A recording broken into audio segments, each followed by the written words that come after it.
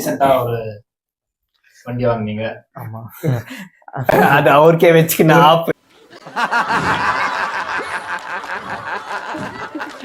Sambar app எனக்கு சொல்ல விடுறா. ஏய் ஈவி காரனை சப்போர்ட் பண்றடா, நீ பேசுறா. சோ புதுசா ஒரு வண்டியை வாங்குனீங்க. ஆமா எங்களெல்லாம் கூட்டு போய் ஒரு சம்பவம் பண்ணீங்க. ஆமா ஞாபகம் இருக்கான்னு நினைக்கிறேன். இருக்கு அந்த நாள் பத்தி கொஞ்சம் சொல்றீங்களா? ஆமா அந்த நாள் வந்துட்டு October 14th. ஸோ ஆக்சுவலி என் பர்த்டேக்கு வாங்கினமா இருந்துச்சு October 11th.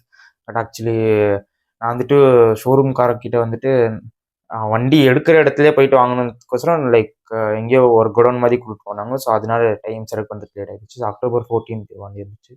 On road including all taxes chess எல்லாம் இன்க்ளூட் பண்ணி 3,87,000 சேஞ்ச் ஆச்சு. 3 lakhs? ஆமா சார், 2 வண்டி வாங்கிட்டு போனா இருந்து வரும் அதுக்கு பேர வரும். 3,87,000 இல்லன்னா செகண்ட் ஹேண்ட்ல கார் வாங்கிட்டு போயிட்டு போடா. வாங்கிருக்கலாமே, நீங்க ஏன் வாங்கல? காசு இல்ல. இப்பெல்லாம் போய் சொல்லக்கூடாது. அவன் பேங்க் அக்கௌண்ட் ஓபன் பண்ணி பாருங்க. நாமளே ஓபன் பண்ணி காட்டுவோம். கிரெடிட் கார்டு இது பாரு.